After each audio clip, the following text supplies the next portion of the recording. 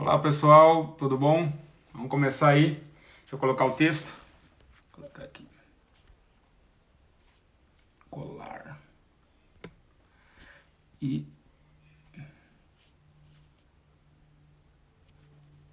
fixar. Pronto. Aqui. Boa tarde. Amém, glória a Deus. Todo mundo entrando aí.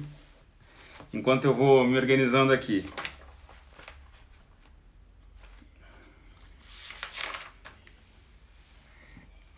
Rapaz, rapaz, irmãos, eu tenho que dizer que não queiram cortar o cabelo em casa, não dá certo, né? Esperem pelo fim da quarentena. Mas amém, estamos vivos, né? Estamos vivos, isso é o que importa. Mas a duras penas, né? Vamos lá. Você não tem que se acostumar comigo por um tempo assim, pelo menos. Obrigado, Camila. Amém. Glória a Deus. Amém. Os olhos de mãe sempre são bons, né? Toda mãe acha seus filhos lindos. Tem que me consolar. Amém. Glória a Deus. Amém. Amém. Quantos vão entrando? Mas depois no particular eu mando algumas fotos para vocês verem o processo. Foi duro, foi difícil. Amém. Glória a Deus. Pois é. Quando eu era mais novo, cortar o cabelo careca até ia, né? Agora já você tem que tomar um cuidado porque tem muita falha. E a hora que eu for orar para, vocês vão ver, a hora que eu baixar a cabeça aqui vai ter bastante falha. Mas amém. Deus é bom. Obrigado aí pelos apoios, pelas palavras de ânimo. Vamos nisso, né?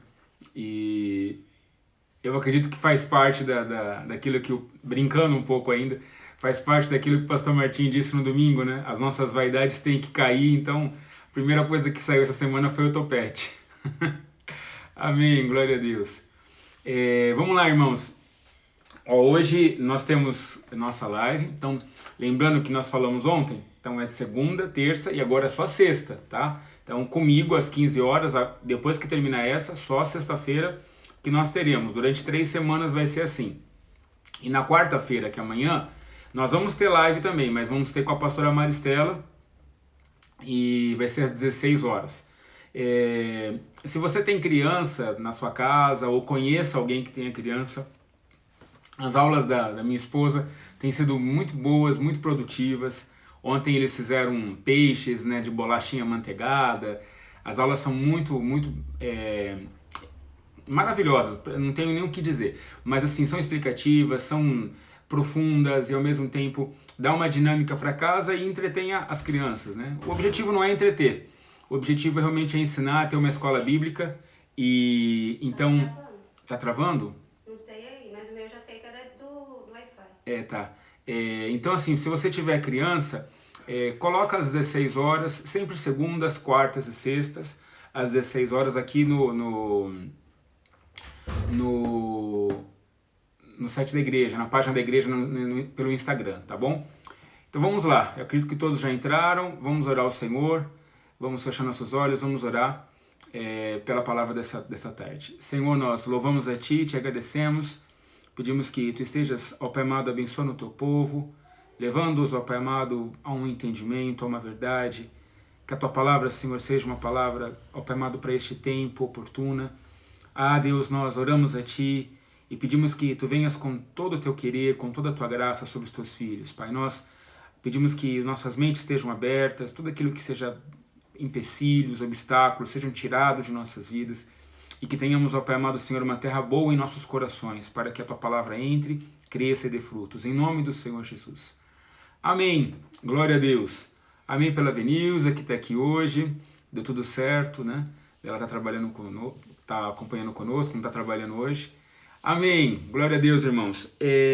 Nós vamos falar hoje sobre Marcos. Na verdade, nós vamos falar sobre Marcos na sexta-feira. Mas para chegar até Marcos, nós vamos dar todo um preâmbulo e hoje vai ser esse preâmbulo e ao mesmo tempo uma explicação, né? Então vamos lá, primeiro ler o livro de Atos. A parte que nós vamos ler está em Atos, capítulo 16.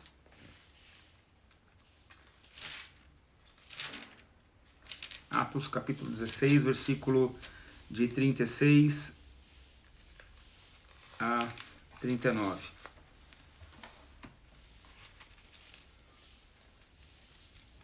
Espera aí. Na verdade é Atos 15, eu coloquei 16, mas até riscar aqui, é Atos 15, tá?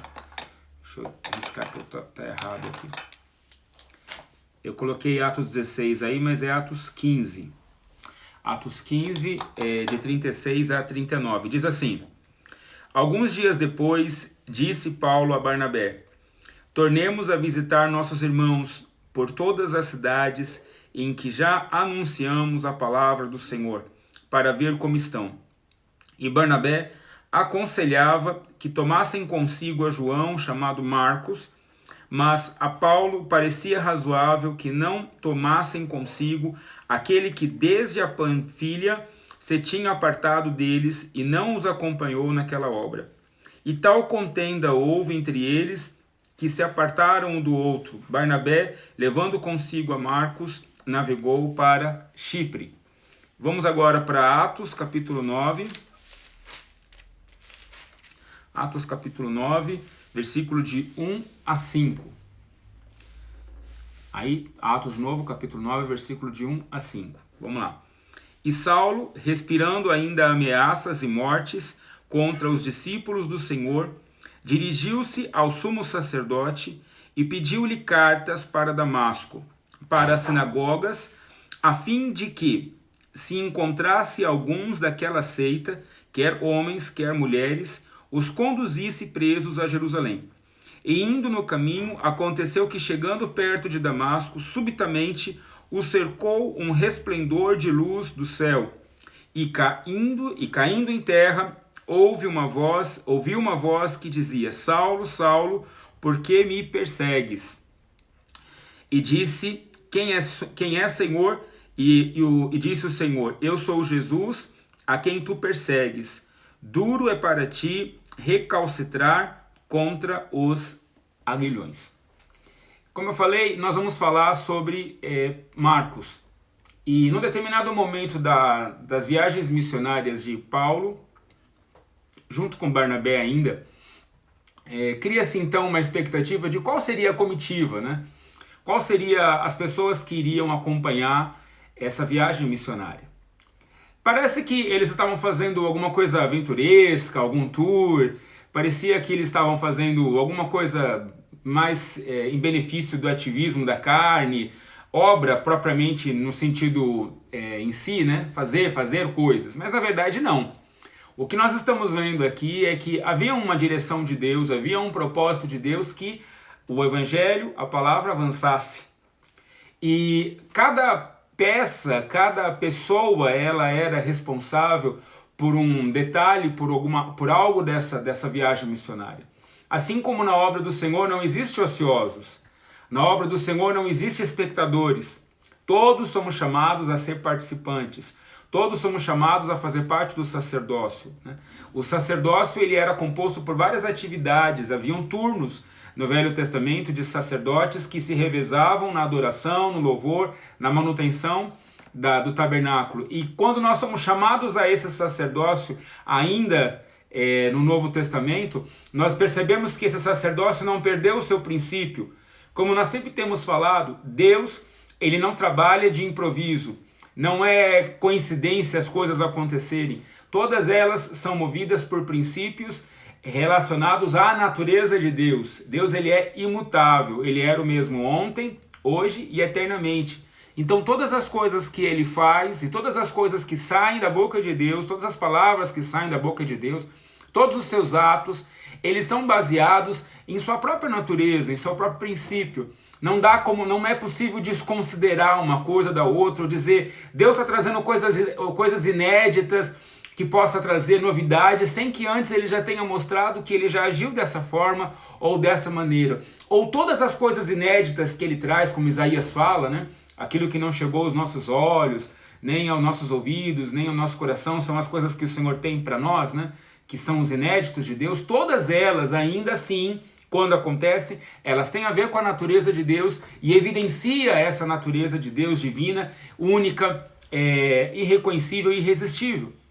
Então, quando nós olhamos a viagem missionária de Paulo, em que Paulo é chamado a ser o grande apóstolo do Novo Testamento, né? O grande apóstolo Paulo, não tem como compará-lo, nós percebemos que havia um chamamento de Deus, um chamado de Deus. Então cada pessoa, cada uma delas precisavam estar no seu devido lugar. E elas precisavam ser aquelas que foram separadas, assim como Paulo e Barnabé foram separados depois de a igreja de Antioquia ter orado e jejuado, e essa era uma característica da igreja de Antioquia, essa era a base da igreja de Antioquia. Precisava também que todas as pessoas que acompanhassem eles tivessem a chancela do Espírito, tivessem a marca de homens e mulheres que realmente foram aprovados pelo Senhor. Então, quando nós olhamos nesse momento da história de Marcos, nós percebemos que num primeiro momento ele foi rejeitado. Não, Marcos eu não levo, disse assim Paulo, né? Na minha leitura aqui, né? Marcos eu não vou levar o Marcos, ele não está preparado. Alguma coisa aconteceu ou alguma coisa não aconteceu na vida de Marcos para que Paulo taxativamente dissesse, esse não há como fazer acordo. E isso é humano, né? Essa natureza humana, e em especial a nossa brasileira, de sempre tentar dar um jeitinho, de sempre tentar, não, mas veja bem, vamos tentar, quem sabe dá certo lá na frente. Isso não existe em Deus, porque as coisas que o Senhor faz, Ele as prepara. As coisas que o Senhor faz, elas são revestidas de um profundo conhecimento e de uma base sólida, e base é Jesus, não tem como ser outra. Então, quando nós olhamos a posição de Paulo, nós temos que entender, antes de entender Marcos, quem era Paulo. E aí, é por isso que é importante ler o texto de Paulo. Paulo caiu do cavalo, né? E há uma diferença aqui do cair do cavalo, né? Eu vou até ler de novo aqui, está no capítulo 9 de Atos, né? Versículo... cadê aqui? 4. Né? E caindo em terra, ouviu uma voz que lhe dizia, Saulo, Saulo, Saulo. Né? Para nós entendermos esse caindo em terra, vamos começar pelo cavalo. Né? Então vamos lá. Vamos abrir em 2 Reis, capítulo 5, versículo 9. Né? 2 Reis, capítulo 5, versículo 9. Veio, pois, Naamã com seus cavalos e com o seu carro e parou à porta da casa de Eliseu. A palavra cavalos, né, a expressão cavalo, primeiro, o cavalo é algo criado por Deus, está dentro da criação do Senhor, serve para exaltar e louvar a glória do Senhor, assim eles estão. Mas o homem, no momento em que ele é colocado como administrador, né, e ele administra as coisas do Senhor, ele não é dono.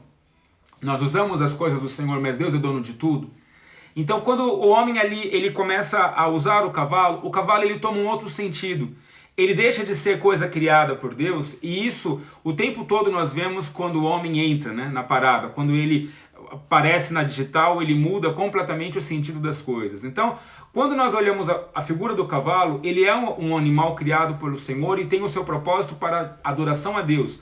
Mas no momento em que o homem usa o cavalo se transforma em uma expressão do seu poder. Então, ter um cavalo significa que você tem força, que você tem autoridade. Estar em cima de um cavalo demonstra que você é alguém importante, que você tem algo sobre a tua vida que diferencia você dos demais. E isso não está só com Naamã, que foi aquele capitão que chegou até Eliseu com lepra, né? Mas ele chega imponente, ele chega orgulhoso em seu cavalo, né? Nós olharmos aqui Salmos, vamos lá para Salmos, capítulo 20, versículo 7. Salmos, capítulo 20, versículo 7. Diz assim: uns confiam em carros, outros em cavalos, mas nós faremos menção do nome do Senhor nosso Deus. E aqui Davi, ele faz uma referência à porta dos cavalos, né, olhando para Jerusalém e dizendo, olha, Talvez nós não tenhamos tantos cavalos quanto os nossos inimigos, ou não tenhamos tanto carro, não tenhamos tanto poder bélico, não tenhamos tanta força como é a forma que o mundo naquela época se posicionava, né? Olha quantos cavalos eu tenho, olha quantos carros eu tenho, mas ele dizia, travou, alguém disse travou aí? Tá tudo bem aí? Vamos dizendo. Tá funcionando, não tá funcionando? Amém, Neila, glória a Deus, chegou bem na hora dos cavalos aqui. Amém. Se estiver travando, vocês vão me dizendo, vão me avisando aí, tá? Então, quando nós olhamos aqui Davi, ele fala especificamente para o povo, olhando para a porta dos cavalos, ele diz, olha, muitos confiam em carros, né? Falando sobre os outros povos, aos povos que rodeavam ali Jerusalém. Uns confiam em carros, outros confiam em cavalos, dizendo que o homem, em sua expressão, enquanto humano, enquanto a raça adâmica, descendente de Adão, ele usa o cavalo criado por Deus, ele usa o cavalo como expressão do seu poder, como expressão do seu êxito, como expressão da sua autoridade. Então estar em um cavalo, estar sobre um cavalo cavalgando, demonstrava poder, demonstrava a autoridade que você tinha, demonstrava quem era você na fila do pão, né, como brinca aqui em São Paulo. E na verdade, o cavalo, ele nunca foi criado para dar ao homem poder. Ele nunca foi criado para dar ao homem majestade, mas o homem usurpa das coisas de Deus, né? Eu lembro de uma vez do pastor Martinho falando sobre a garganta do diabo, né?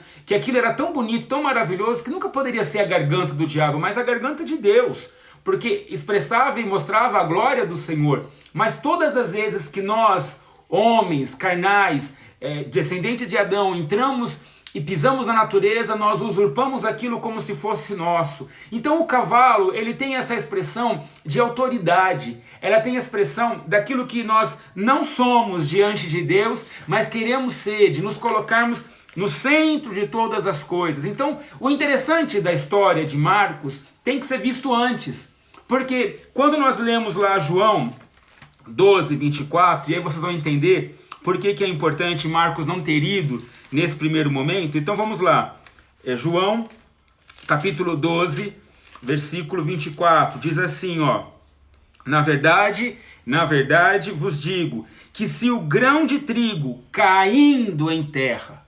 Vamos parar aqui. Então, o princípio todo é que no momento em que nós nos encontramos com Cristo, no momento em que nós estamos diante de uma audiência onde o Senhor Jesus está lá, onde Deus está lá, eu não posso me manter em minhas convicções humanas, eu não posso me manter de pé diante de tanta santidade, de tanta glória, de tanta majestade do Senhor. Eu preciso entender o meu lugar, eu preciso entender quem eu sou e me humilhar, e me render, e me jogar em terra e dizer, Senhor, eu não sou nada diante de Ti. Naamã tinha uma lepra, mas ele não conseguia entender que o maior pecado, a maior falha dele era não saber quem era Deus. Ele não reconhecia a Deus, ele precisou descer de seus cavalos, se humilhar e receber a glória do Senhor. Saulo, ele estava tomado de seu ímpeto, e Deus fala, como é duro lutar contra o aguilhão, como é duro lutar contra um chamamento de Deus. É necessário cair em terra. É necessário descer do cavalo. Entenda que a expressão correta ali em Paulo é caindo em terra. Não foi derrubado em terra. Deus não derruba ninguém. Deus não passa rasteira em ninguém. Deus não dá cutucão. Deus não usa de violência. Mas o caindo em terra é uma expressão de alguém que percebe que está diante de algo muito maior, muito mais glorioso, que eu não posso resistir e eu me lanço, eu voluntariamente me rendo, eu voluntariamente me prostro diante do Senhor. Por isso que Marcos não estava preparado para essa viagem missionária. Porque não havia dentro dele um trabalhar do Senhor, não havia dentro dele ainda o processo de discipulado, o processo de raspar as borras que tem ali no interior das nossas vidas. Ele não foi trabalhado com o Senhor. Nós não podemos achar que Deus está tão desesperado que Ele vai fazer as coisas dele de qualquer maneira, de qualquer forma. Mas nós temos que entender e termos consciência que Deus tem um plano. E esse plano de Deus, ele não tarda, ele não falha, ele não chega atrasado, porque se Deus começou a escrever a história, é óbvio que vai dar certo, é óbvio que tem exatamente a chancela escrita, as mãos do Senhor. Então o processo que Deus usa é um só, em onde ele, a glória dele seja exaltada, onde a palavra dele se cumpra, e nós devemos ser aqueles que estamos vazios de nós mesmos, percebendo exatamente a grandeza e a honra e a majestade pelo qual estamos participantes e nos render. E aí, João 24 continua dizendo, não é importante cair em terra, mas é cair em terra e morrer.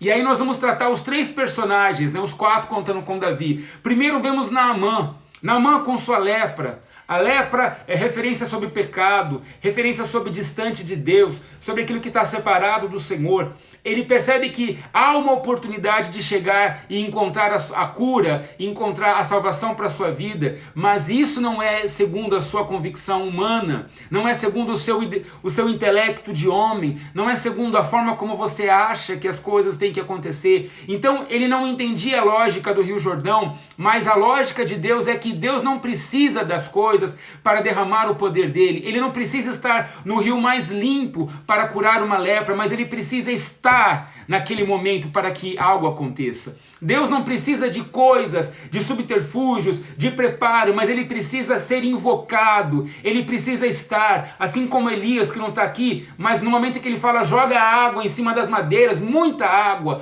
porque ele não queria provar o fantástico, o surreal, o ilusório, mas ele queria mostrar que Deus não precisa de nada nosso para que o fogo dele desça. Deus não precisa de uma interferência humana, Deus não precisa do nosso achismo, do nosso autoritarismo, das nossas convicções, mas ele precisa ser invocado, e ele tem que ser invocado por aqueles que o buscam em espírito e em verdade. Então o orgulho de Naamã impedia ele de ser curado, mas quando ele se despiu, quando ele lançou fora o seu orgulho, ele recebeu a cura do Senhor. Davi poderia se garantir e dizer, eu tenho um grande exército, não é lá aquelas coisas, mas é um grande exército. Talvez ele poderia se tentar dizer, eu não vou para a guerra porque eu não tenho um grande exército, mas ele não fez menção nem dos cavalos e nem dos carros, ele fez menção do Senhor. A diferença da guerra, povo de Israel, é o Senhor, não são os cavalos.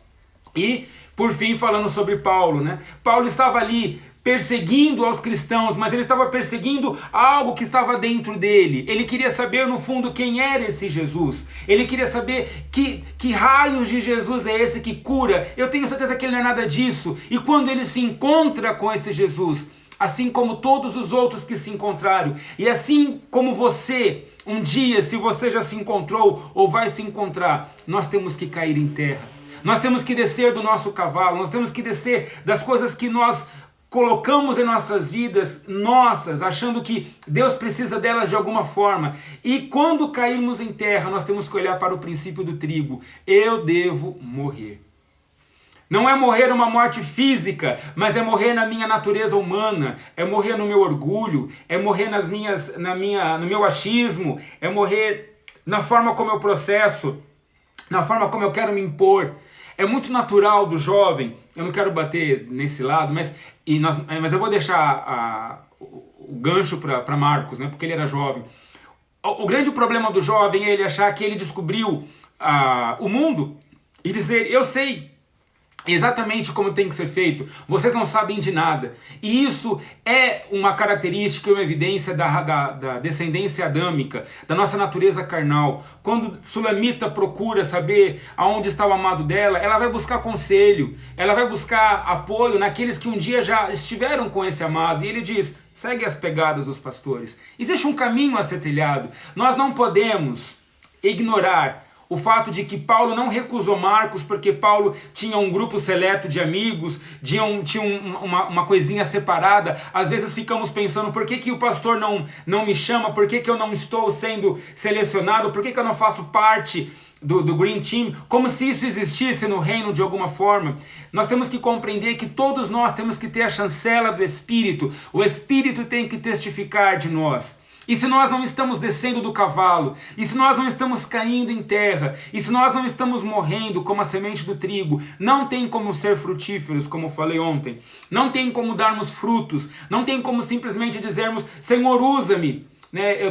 Talvez eu esteja falando isso porque eu vi um vídeo que a pastora Nila Mami mandou para os pastores sobre o evangelismo dali da Escócia, esqueci o nome da ilha, mas ali tem uma expressão, uma frase pequenininha, que diz assim, né, que as pessoas daquele local questionavam a integridade dos homens de Deus, se eles realmente eram íntegros, porque não vinha o avivamento. Então, nós temos que fazer uma análise para as nossas vidas agora e dizer, Senhor, nós temos clamado pelo esse avivamento, clamado para que o fogo do céu desça, clamado para que tantas coisas aconteçam em nosso meio e não acontece. Será que eu tenho sido íntegro? Será que eu estou na minha totalidade? Será que eu estou sendo sincero diante do Senhor? Será que eu ainda não estou montado em meu cavalo? Será que eu ainda não estou anterior? Será que eu fui recusado na viagem missionária? Esse incômodo tem que ser constante em nossas vidas. Nós não temos que ter uma consciência de que nós somos perfeitos, de que somos melhores e que estamos prontos. Precisa haver uma desprontidão, se é que nós podemos usar assim a palavra. Precisa haver uma insegurança, não no sentido literal da palavra, mas nós temos que ter um desconfiômetro da carne. Eu não confio na minha carne, eu não confio em meu coração. Enganoso é o coração do homem, enganoso é confiar na sua própria força. Uns confiam em carros, outros confiam em cavalos, mas eu quero aprender a fazer menção do nome do Senhor. Entenda que a escola de Paulo, e eu falei bastante aqui, né? A escola de Paulo deu a ele uma experiência única de que precisa haver um cair em terra, as fichas do reino precisam cair na minha vida, eu preciso entender o propósito que eu estou. Eu preciso entender que quando um pastor, quando alguém diz, olha, isso não pode, ou não é dessa maneira, eu tenho que entender que no mínimo esse homem tem que ser de Deus. Porque não tem como Deus habitar numa pessoa e ao mesmo tempo o diabo habitar. De uma mesma fonte não pode jorrar água doce e água salgada. Nós temos que compreender que há uma palavra de Deus, há um propósito de Deus, há uma necessidade de Deus fazer as coisas da forma dele, do jeito dele, e não do nosso. Paulo caiu do cavalo e ele era Saulo. Naamã desceu de seus cavalos e ele era um capitão. Davi era um rei. E ele fazia menção do nome do Senhor. Nós temos que desconfiar de nós. Senhor, nós queremos que o Senhor venha, nós queremos ser usados. Nós queremos sair amanhã e começar a falar do teu nome. E que eu quero ser um instrumento, eu quero falar em línguas, eu quero profetizar. Eu quero ver a festa de Pentecostes acontecendo na minha vida. E a pergunta que eu faço para você é, você já caiu em terra? Porque Deus não derrubou Paulo. Mas Paulo olhou e disse, eu preciso descer do cavalo, porque se eu continuar aqui, eu vou afrontar esse Deus maravilhoso. Assim como Moisés tirou as sandálias rapidamente, assim como Isaías jogou e encostou seu rosto na terra, Ezequiel não conseguia olhar para o alto porque sentia que ia morrer, Jeremias se sentia completamente inseguro porque não tinha palavras, Josias se sentia completamente despreparado porque era uma criança, e Esther, que tinha medo também de não conseguir. Todos os personagens da Bíblia tiveram um desconfiômetro, mas parece que a nossa geração sabe tudo. Nós sabemos exatamente o dia que Jesus vai voltar. E nós estamos agindo completamente como Marcos. Talvez a viagem missionária já foi dada start. Talvez os anjos do Senhor já estão com seus carros preparados. As carruagens, os aviões estejam tudo prontos para fazer o grande avivamento dos nossos dias, mas teremos uma surpresa, talvez muitos de nós não estaremos ali na comitiva, porque ainda não estamos prontos. Porque alguma coisa nós não fizemos. Talvez não caímos do cavalo. Talvez não caímos em terra. É necessário isso. O Senhor tem nos levado a esses dias a uma reflexão, um grande resplendor. Nós não temos para onde fugir. A glória, a majestade de Deus, a presença do Senhor está tão grande que nós olhamos e sentimos. Então hoje, mais do que nunca, nós temos que dizer, Senhor, talvez eu não esteja preparado, porque eu não desci do meu cavalo, eu não larguei o meu orgulho, eu ainda continuo rebelde, eu ainda faço as coisas do meu jeito, da minha maneira, né? Eu me lembro como se fosse hoje daquele dia que o pastor Martim pregou na convenção sobre depressão, e que ele falava que nós somos como locomotivas, que carregamos pesos e mais pesos e mais pesos e mais pesos e nunca desfazemos deles. Assim somos nós. talvez estejamos acometidos de tantas fragilidades por resistir, continuar em cima do nosso cavalo, em cima das nossas convicções, dos nossos princípios, daquilo que somos. Deus quer nos mudar. Ele quer nos mudar. E Ele tem usado esse tempo, Ele tem usado esse momento, Ele tem usado todas essas palavras, todos os pastores, para dizer isso. Que o Senhor te mude. Nós vamos continuar essa palavra na sexta-feira, porque nós vamos entender que Marcos foi rejeitado, mas Deus amava a vida dele e o preparou. Então, há uma esperança para Marcos. Marcos foi um homem de Deus. Em algum momento ele foi útil. Então, talvez esse tempo que nós estamos em casa, em quarentena, seja o tempo que Deus esteja trabalhando na vida de muitos Marcos, preparando sua vida, usando homens e mulheres para discipliná-los, discipulá-los, para exortá-los, para trazer verdades que estavam ali escondidas ou que foram esquecidas dentro de você. Mas uma coisa é certa, Deus tem um propósito na tua vida e é tempo de nós descermos, é tempo de nós dizermos: Senhor, eis-me aqui, eu quero sim descer do meu cavalo, cair em terra e morrer como grão de trigo. E quando o grão de trigo cai e morre, ele é frutífero. Amém? Que todo o nosso objetivo e o nosso propósito seja o reino. Que não seja simplesmente nos darmos bem ou termos êxito nessa vida. Amém? Vamos orar ao Senhor. Pai, nós oramos a Ti, te agradecemos por essa palavra. Pedimos, Pai, que Tu visites, Senhor, aos corações dos Teus filhos e filhas e traga neles, ó Pai amado, o verdadeiro sentimento, Senhor, de mudança, de transformação. Eu oro a Ti e lhe peço, Senhor, que Tu nos use, que Tu faças, ó Pai amado, algo sobre nossas vidas. Ó Pai amado, Senhor, sejamos diferentes, Deus. Tanto de nós precisa mudar, ó Pai amado, Senhor, que haja total integridade contigo, sejamos íntegros. Sejamos, ó Pai amado, Senhor, ó Pai amado, que haja totalidade de nossas vidas em Tuas mãos, que não sejamos com reservas. Deus, eu oro a Ti e clamo pelos meus irmãos, eu clamo, ó Pai amado, pela Tua igreja. Levanta-os nesta hora. Senhor, muda-nos. Eu oro e clamo a Ti, Pai, em nome do Senhor Jesus. Amém.